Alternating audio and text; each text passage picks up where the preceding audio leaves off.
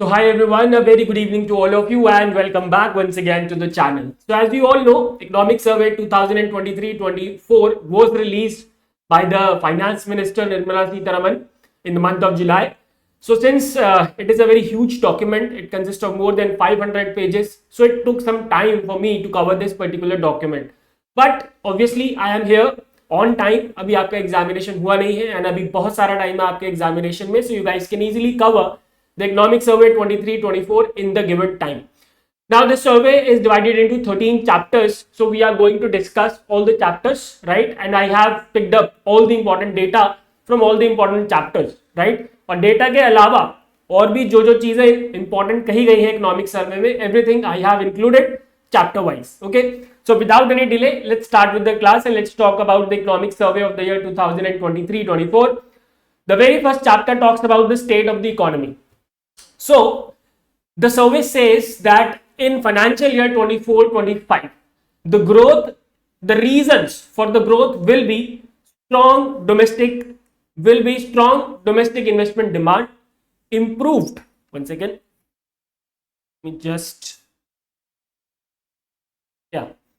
improved agricultural performance. However, the agriculture did not perform well in the previous financial year, and an increase in merchandise and service exports. These are the reasons for the growth in this financial year, that is 24-25. However, the economic survey also recognized that geopolitical risk matlab a lot of wars are going on in the world.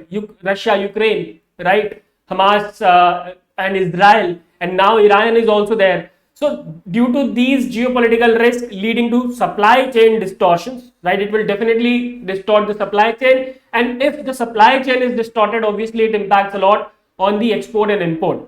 Higher commodity prices, increased protectionism and reviving inflationary pressures can adversely impact the economic growth of the world and also of the country. Now here, let me tell you one thing. I am not going to explain the terms like what is merchandise, what is exports. I believe that you guys are studying well, you guys have understood the concept well, so I will be just discussing the survey and not the concepts here, right? Now in the state of economy, the survey tells us that the India's GDP grew by 8.2% in the previous financial year, that is financial year 24, and the real GDP recorded to be 20% higher than its level in the financial year 2020. In this financial year, that is 24-25, the India's GDP growth shall be between 6.5 to 7%. 6.5 से 7% के बीच में हमारी growth होगी in this financial year, right? And on supply side, the survey says that the GVA, gross value added, grew by 7.2% in the previous financial year, right? So that is about the GDP growth, the expected GDP growth in current financial year and what was the GDP growth in the previous financial year. Okay. Now, this survey also talked about the growth in taxes. It has provided us the data regarding that. So it says that the growth in gross tax revenue was estimated to be 13.4% in financial year 24, translating into tax buoyancy of 1.4, right? There was 15.8% growth in direct taxes and 10.6% increase in the indirect taxes, which is huge, which is a very commendable increment. Net taxes at constant prices grew by 19.1%, right? Gross tax revenue grew by 13.4%, while net tax revenue at constant prices grew by 19.1%. 55% of the tax collected accrued from the direct taxes and the remaining 45% from the indirect taxes like GST, custom, excise, etc. Okay. About inflation, this survey says that inflation reduced from 6.7% in financial year 23 to 5.4% in financial year 2024, which is, this number guys is very very important. You need to remember this. Current account deficit के बारे में अगर हम बात करें, so this survey says that CAD stood at 0.7% of the GDP, that is $23.2 billion during the previous financial year, right? And it is an improvement from the deficit of 2% of GDP in financial year 23, which means we have shown the improvement here, right? Now, इसने reason भी बताया है that what was the reason of improvement in current account deficit. It is because of decrease in merchandise trades deficit because we are exporting a lot now, increasing net services exports and increasing remittances. Due to these three major reasons, the current account deficit stood at 0.7% of the GDP. Right? The government has been able to ensure free food grains to 81.4 crore people through its landmark scheme Pradhan Mantri Garib Kalyan Anna Yojana with an outlay of more than 11 lakh crores. Right? If I talk about the sector-wise share, so shares of agriculture, industry and services sector in overall GVA, that is gross value added, it stood at 17.7%, 27.6% and 54.7% respectively in the previous financial year. Agriculture 17.7, industry 27.6 and services sector once again is the leading sector in the terms of contribution in overall GA with the share of 54.7%. Okay. The capital expenditure for the previous financial year stood at rupees 9.5 lakh crore, which is an increase of 28.2% on year basis, which means as compared to the previous year, right? And exports की अगर हम बात करें, so the exports, merchandise and services दोनों मिला के, merchandise and service दोनों मिला के in financial year 24 grew by 0.5%, while the total imports declined by 4.9%, right? Exports बढ़े हैं by 0.15%, while the imports declined by 4.9%. Right? चलिए आगे बढ़ते हैं. ये स्नैपशॉट है, ये आप देख सकते हैं यहाँ पे GDP growth, fiscal deficit, foreign exchange reserve कितना रहा. Right? It is $646.4 billion. Right? GDP growth in financial year 24-25 will be 6.5 to 7%. Fiscal deficit in the previous financial year was 5.6% of GDP. Food grain production 328.9 metric tons. Industrial growth 9.5, right? Services 7.6. इस तरीके से graph यहाँ पे given है जो कि हमने ऊपर ऑलरेडी डिस्कस कर लिया है. ठीक है, चलते हैं दूसरे चैप्टर की तरफ, that is monetary management and financial intermediation. So in the last few years RBI had played a major role in controlling and adjusting the inflation, because we saw after COVID-19 crisis the inflation just shot up. So उसको control करने के लिए RBI की जो monetary policy है उसने बहुत बड़ा रोल प्ले किया है. And this report states that the RBI maintain a steady policy rate through out the year with overall inflation rate under control. Right? 5.4% रहा है, which means it is under control. Right? Threshold क्या होता है? 4 ± 2%. Right? तो 6% के अगर अंदर है तो it is under control. Right? MPC, Monetary Policy Committee, maintained the status quo on the policy repo rate at 6.5% in the entire financial year 24. इसकी वजह से, due to this, the core inflation declined by 4% from April 2022 to June 2024. So RBI maintained a steady policy rate in the previous financial year 2024. If anybody asks you during the interview or anywhere, so you can say that RBI maintained a steady policy rate with maintaining the status quo on the policy repo rate at 6.5% in the financial year 2024. ठीक है. Banking की अगर हम बात करते हैं performance की, so credit disbursal by schedule commercial bank stood at 164.3 lakh crore, which has shown an improvement by 20.2%.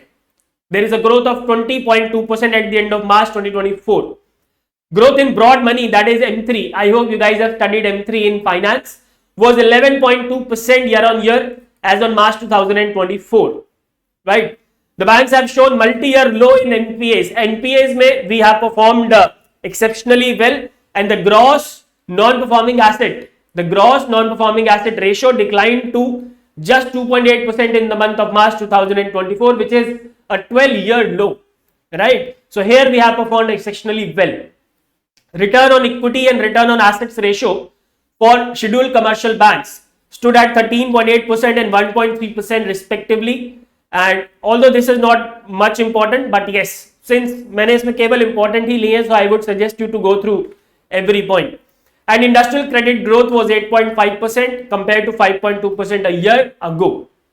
All right.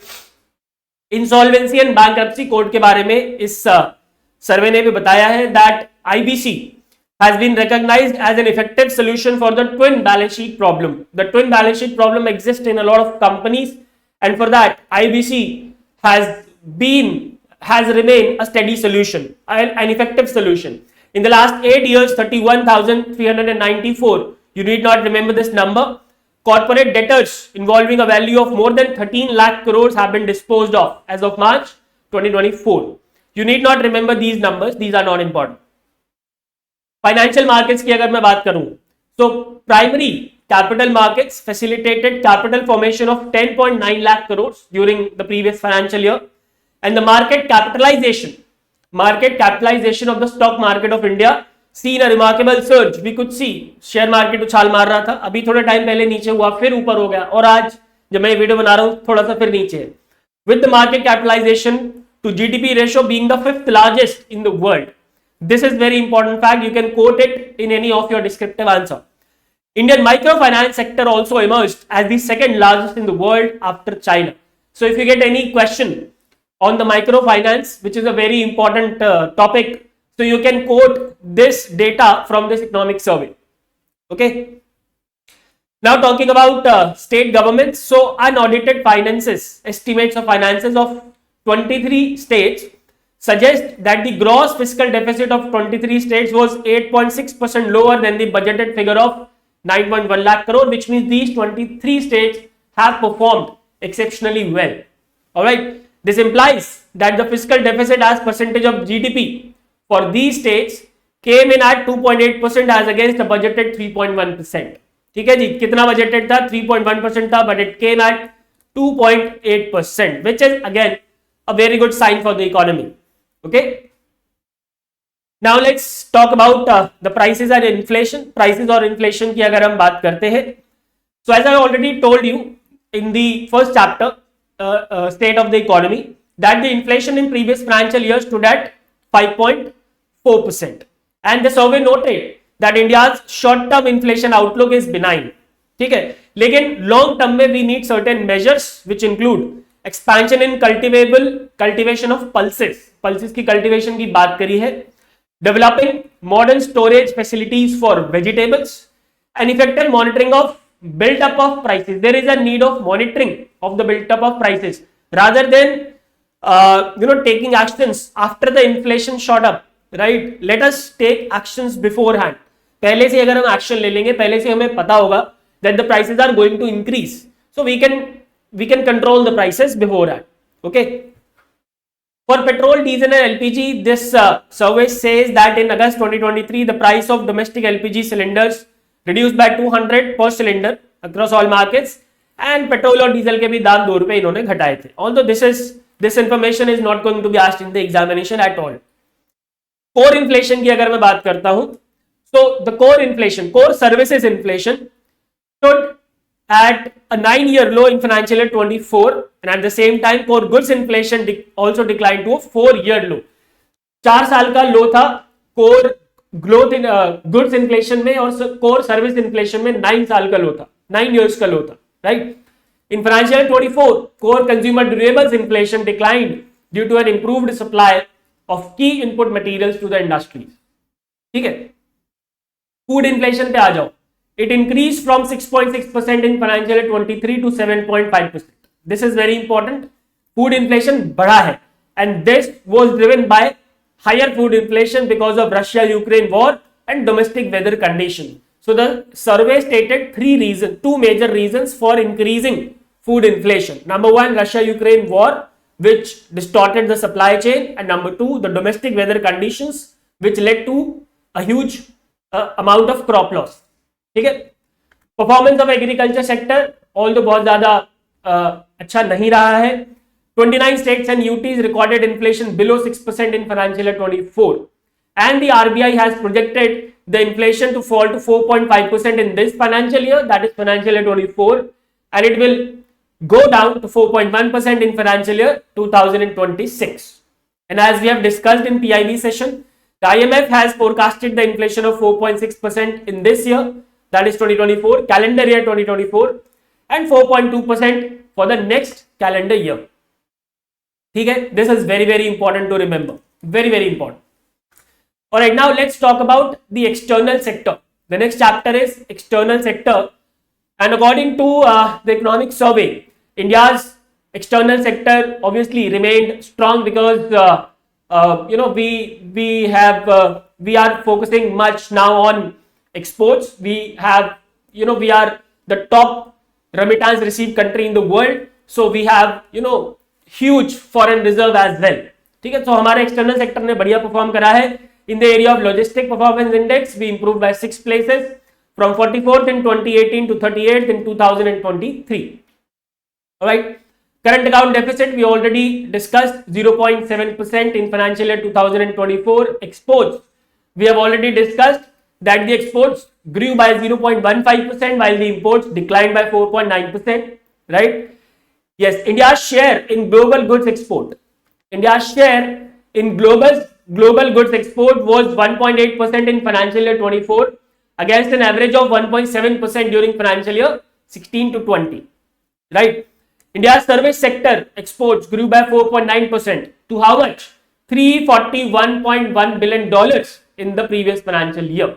Right. And this growth was driven by IT and software services and other business services. Okay.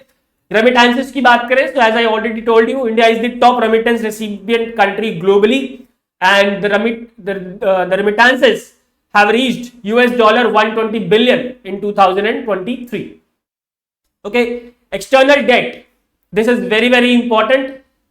सरकार का ये कहना है that India's external debt has been sustainable over the years, but I believe it is not.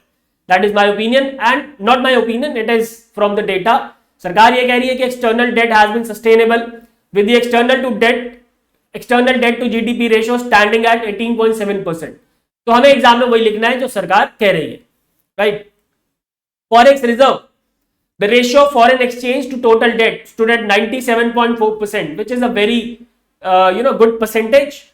And we have, as on month of March 2023, we have the foreign exchange reserve which are sufficient to cover 11 months of projected imports. अगर हम 11 महीने तक कोई भी हमारे पास foreign reserve नहीं आता है, तब भी हम 11 महीने तक इंपोर्ट बिल अपने चुका पाएंगे.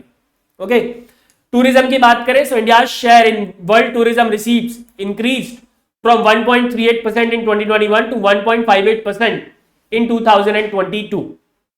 And the report has also highlighted certain risks to the external sector, which include fall in demand from major trading partner Russia, Ukraine, right, Israel, rising trade cost, volatility in commodity prices because of again the geopolitical pressure, and changes in trade policies by major trading partners. Okay, that is about the external sector.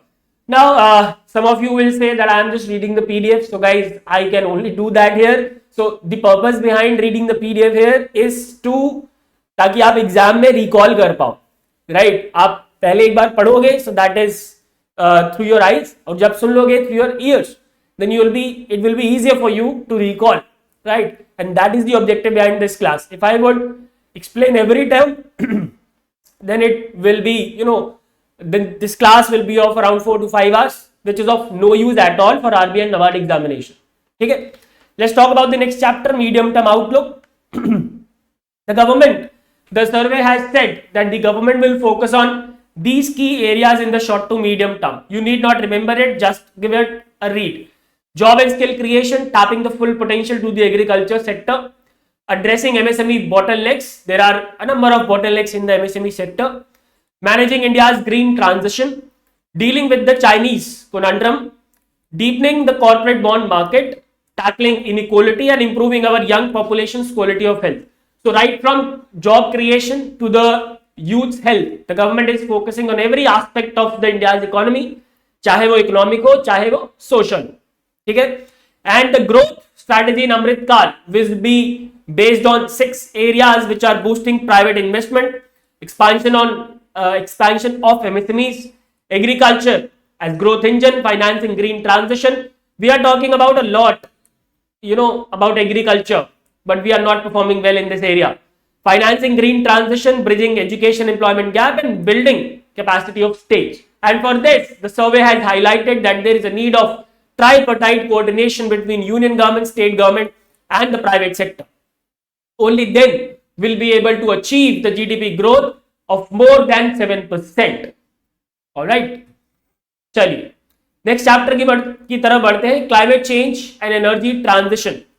So this report, this chapter started with the introduction of a report by IFC, International Finance Corporation, which has recognized India's efforts to achieve committed climate action. It has highlighted that India is the only G20 nation in line with the 2 degree centigrade warming. ठीक है? India's energy needs are projected to grow 2 to 2.5 times by the year 2047. The clean energy attracted an investment of more than 8.5 lakh crore between 2014 and 2023. This number, second point, is very, very important. Non-fossil sources की बात करें, so as on 31st May 2024, the share of non-fossil sources in the installed electricity generation capacity has reached 45.4%, which is a very big percentage. And emission intensity in India has reduced from 2005 levels by 33% in the year 2019, right? Growth of GDP and emission की बात करें, so India's GDP between 2005 and 19 has grown with a CAGR of about 7%, whereas the emissions grow at a CAGR of about 4%. So GDP बढ़ रही है, लेकिन emission उतना ज़्यादा नहीं हो रहा है, which is a good sign for the economy and the environment, and towards India's efforts towards achieving the targets of sustainable development goals. Energy savings की बात करें, so total annual energy savings of 51 million tons of oil equivalent, which translates to a total annual cost of more than 1,94,000 crores, right? We have achieved this number. And green bonds की बात करें, so the government has issued sovereign green bonds amounting to 16,000 crores in January to February 2023, followed by 20,000 crore in October-December 2023. ठीक है जी, so that is about the climate change and energy transition. Now let's talk about the social sector. So the government has performed exceptionally well in the area of social sector by providing direct benefit transfer of more than 36.9 lakh crore through the DBT, right? Between financial year 2018 and 2024, nominal GDP has grown at a CAGR of around 9.5%, while the welfare expenditure has grown at a CAGR of 12.8%. So we are focusing much on the welfare of underserved and unserved sections of the society. Inequality की अगर हम बात करें, so how we can measure the inequality?